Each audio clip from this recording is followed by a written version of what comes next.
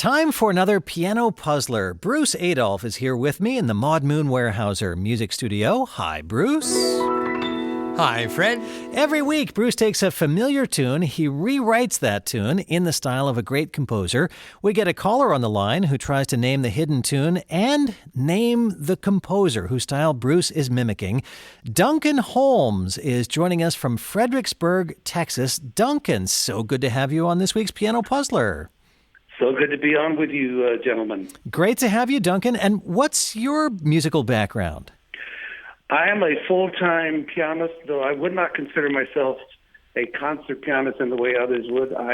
But I'm not just an entertainer either. I am a pianist who does programs at churches and schools and many other places I can get a hearing across the country, but I also play solo piano at a local hotel here frequently and at my church, and play at some nursing homes, and then I also play with a group called the Raggedy Cats. We are a trio, all raggedy, all probably past the age of 70, but we love playing. And Duncan, I was looking at your website, and you play some classical, some jazz, some gospel. You play everything. I'll play anything but hip-hop, dirty country, heavy metal, and rap. Okay, well, we'll see if Bruce's Piano Puzzler this week goes any of those places. And we'll see if you can name the tune and the composer whose style Bruce is mimicking. Duncan, I doubt you're going to get stuck here, but just in case, I don't know what's coming either, so we can brainstorm together if need be. Sure. Duncan, you said that, piano is your life. You're a full-time pianist. Are you at the piano right now? I am. Okay, well, feel free to work things out on the keys if you're so moved. Okay, Duncan, here's Bruce Adolph with your Piano Puzzler.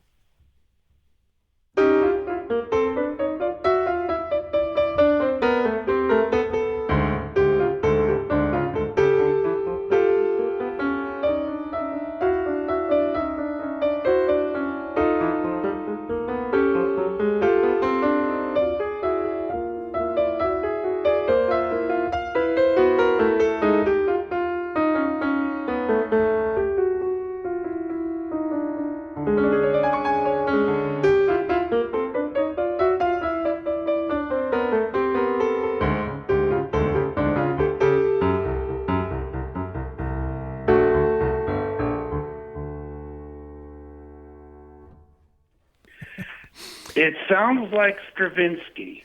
To me, it's one other person, but that's the closest possible next person. So very close to Igor Stravinsky. Yeah. Okay. If it would be a little bit closer to Igor Stravinsky, I was wondering if it would have been possibly one of the atonalists, but it didn't quite sound like Schoenberg or Webern. But No, you're closer. You were closer with Stravinsky. Stravinsky. You were closer. Okay. Yeah. Well, I know that I could pick out the tune was Yesterday. Right. Correct. But I could not get the composer. I keep thinking, was it Russian or French or what? You're really close, but geographically slightly off. The only reason I would say no to Stravinsky, because it does have many Stravinskyisms. It has certain rhythms that sound like Stravinsky, and it has some scales that he used, is that it uses some exact patterns and techniques of another composer even more who was very influenced by Stravinsky. Maybe I should play some of it again just so we can take a break. One more time through. All right.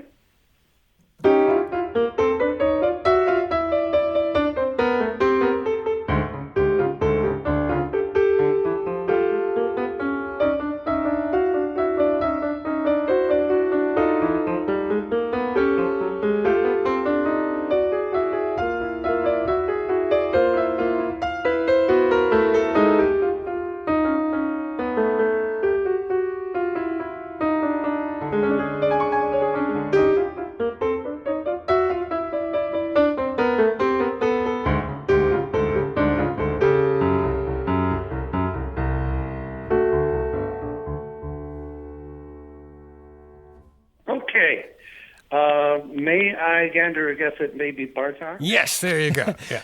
Béla Bartók, the great Hungarian composer who made a study of folk music in Central Europe and brought those rhythms into his own work. Yeah, and this piece also does certain things that happen in Bartók's fourth string quartet. And dividing the tune up into the harmonies into whole tones and half steps. So, for example, which is all whole tones, and then doing the same thing in half steps, so that the harmonies too here are mostly alternating clusters of whole tones and half steps. Yeah, well, what made me think of Bartok was that with some of the rhythmic patterns in there, because I'm not as much, I've never played any of his music, but I was, you're thinking of that, Yeah, right. So you were thinking, when you heard this, probably. Yes. Yeah, right. And another technique here is this, that they follow each other. So they're in two different modes and they're off a step. Duncan, I'm amazed that the first time through you were able to hear the Beatles song Yesterday in that, which, I mean, the song as we know it has such a different rhythm and feel to it, but you were able to pick out that melody instantly. Well, what got me was, You mean the notes, yeah. But even with that, I mean, Bruce threw that into a completely different harmonic and rhythmic context, but you still heard that melody. Yes. Mm-hmm. Yeah. Because I was listening for it. I was trying to concentrate on that. And I thought, no, what has he got cooked up there? I'm sure you know what.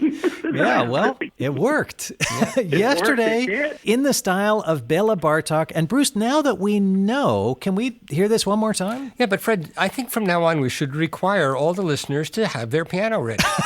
Yeah, and play things right back to you. Yeah, it's much better that way. Right.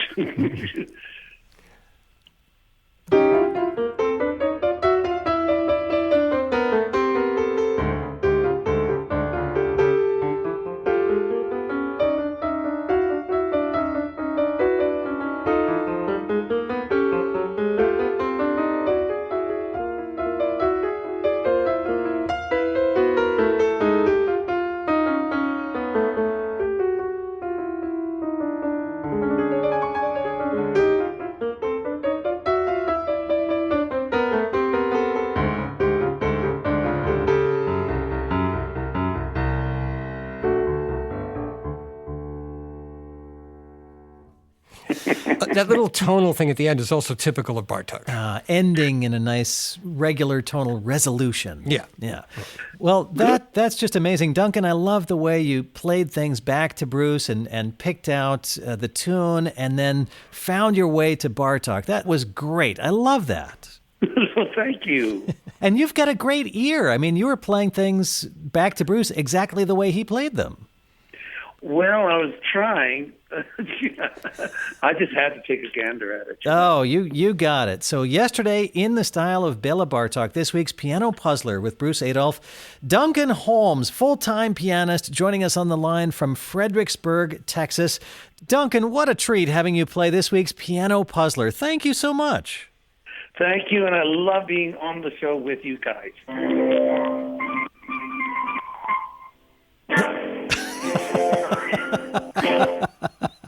That's fantastic. And Bruce, I'll see you next week. Bye, Fred.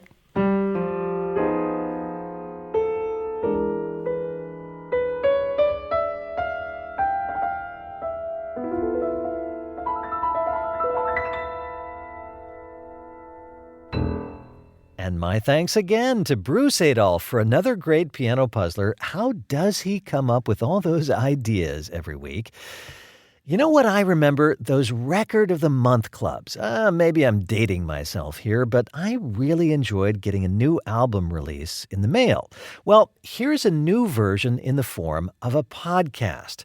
My friend Julie Amacher hosts a weekly show that highlights the best new classical releases. It's called New Classical Tracks. If you're looking for great music, check it out. Look for New Classical Tracks wherever you get your podcasts.